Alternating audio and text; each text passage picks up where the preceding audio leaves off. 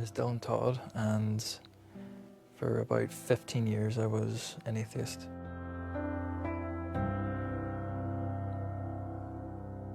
Went to church when I was very young with my granda.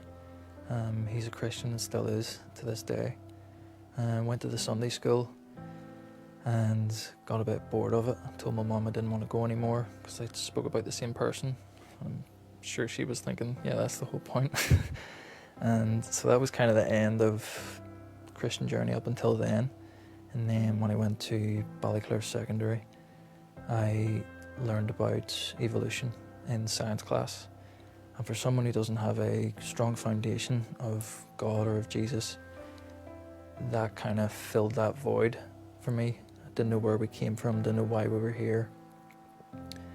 And that kind of answered that question for me in a way. And that just kind of, I built upon that. Like I was drinking from a very young age, smoking at one point, would have stole stuff from places, and it was fun doing that. There was no conviction telling me this is wrong.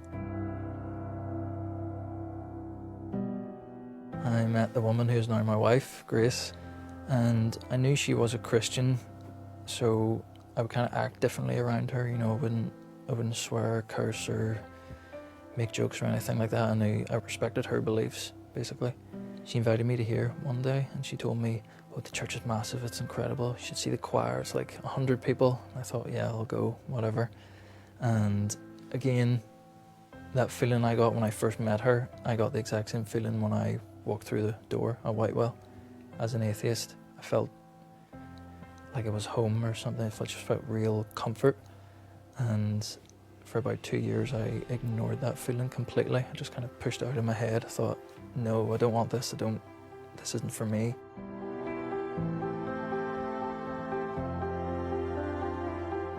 Started asking Grace a lot of questions, and she texts Pastor David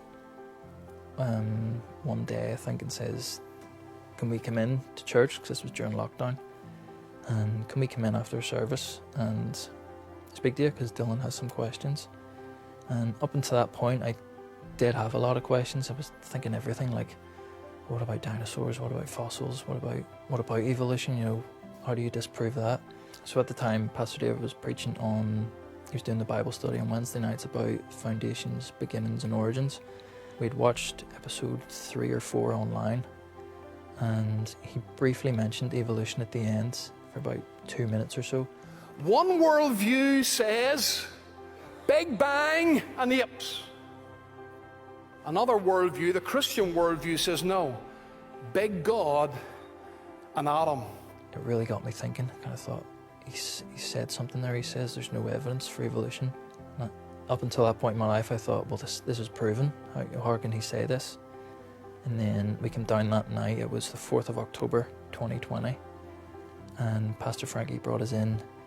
We sat in the wee reception room on the comfy sofa, and he came in through the door, and I just told him, you know, I was an atheist. I have always been an atheist as far as I can remember, you know, all my adult life. And he just sat and told me that all about Jesus and how he died for me and how you need to repent, you need to accept him as your king.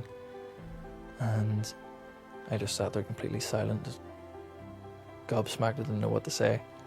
And I says, well, what do I do now? And he says, you've got 2 options. You can shake hands, say goodbye, and you can go home and have your tea and go to bed. And he says, well, there's option B. You can kneel beside me and pray the sinner's prayer. And he says, what do you want to do? And I just about squeaked out option B because I couldn't speak properly. And me, my wife, and Pastor David knelt down on our knees and prayed the sinner's prayer and asked Jesus to come into my life.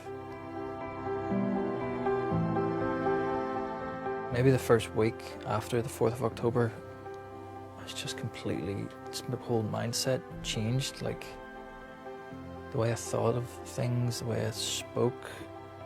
I was so used to, you know, like cursing all the time, and as soon as I did curse after being saved, I thought, I'm not supposed to be doing this. I really felt strong, like, you're not supposed to do this. And that was the first time in my life I knew I had a moral compass. If I'd done something wrong, I would hear in my ear, don't do that. You're not supposed to do that. But since then, yeah, I've got married, moved in together, you know, we've a mortgage together. I feel like I've become an adult all of a sudden in the past year.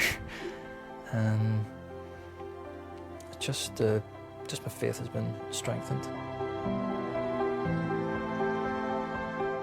There will be that seed of curiosity inside you, and just look into it and let that seed grow, and God will see that.